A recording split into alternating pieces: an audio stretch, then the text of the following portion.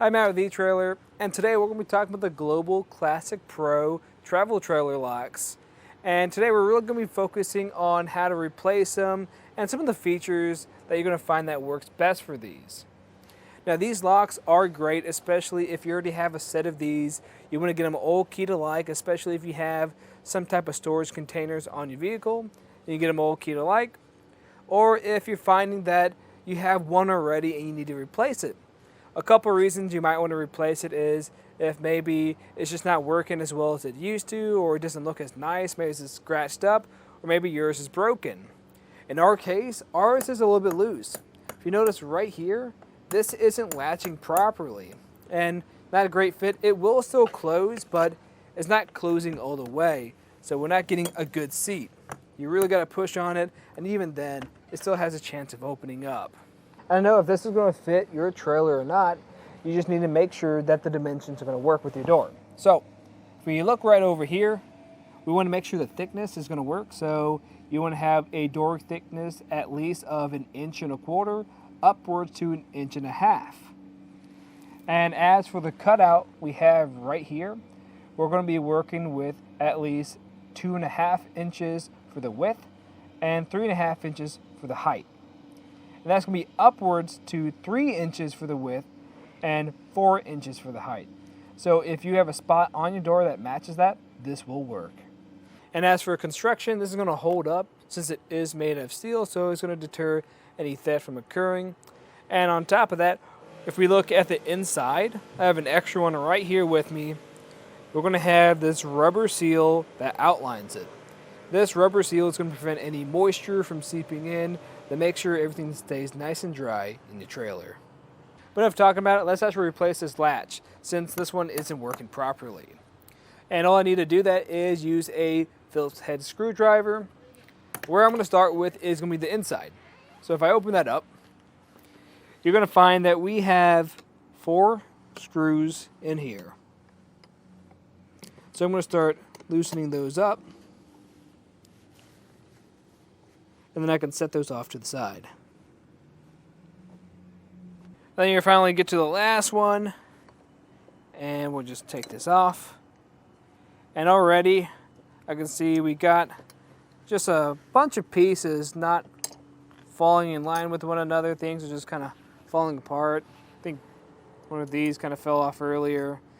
So you can tell things just weren't holding into place, and that's one of the reasons why we got to replace this. Can't really say why it's doing that, but just another good reason to get a new one. Right over here to the side, we're going to have 2 more screws to remove.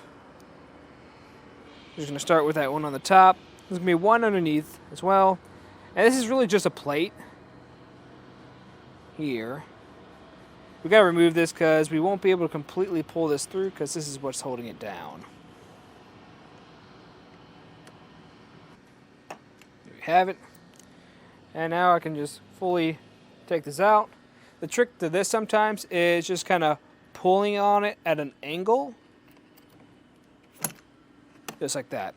Now sometimes what could help you too is just kind of pull on this latch to retract that point there, just so we have a little more room to play with. To give you guys another look at why we're replacing this right now.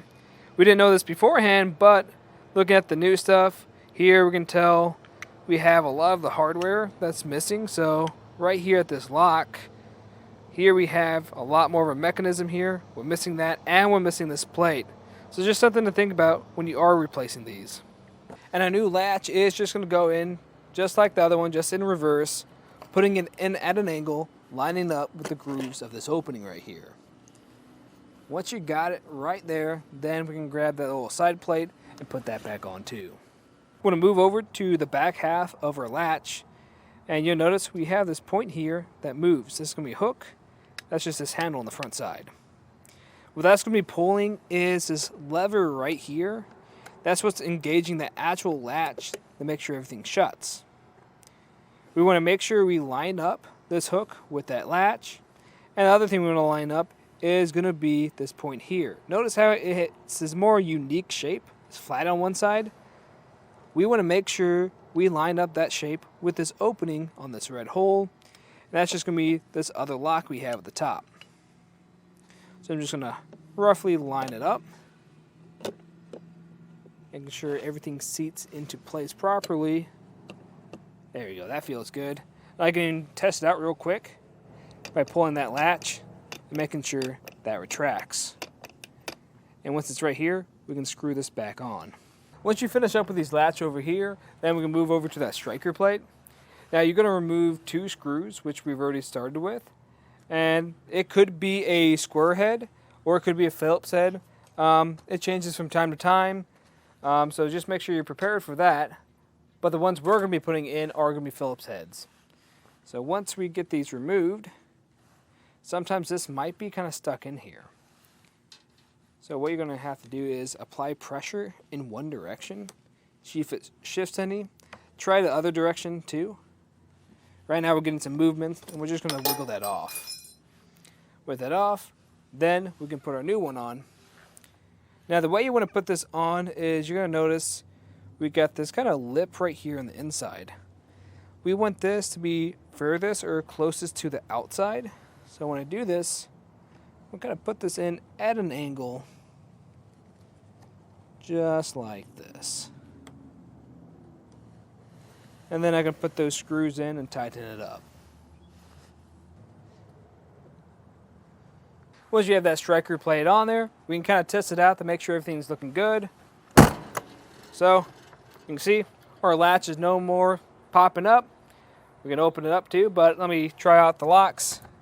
Make sure that's going to latch properly. It's locking just like that. Unlock it. And we can open it up.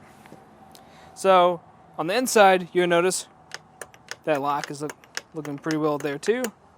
And how our deadbolt's going to work is if I shift this over, you see this works as well. So we're going to have all that security just like that.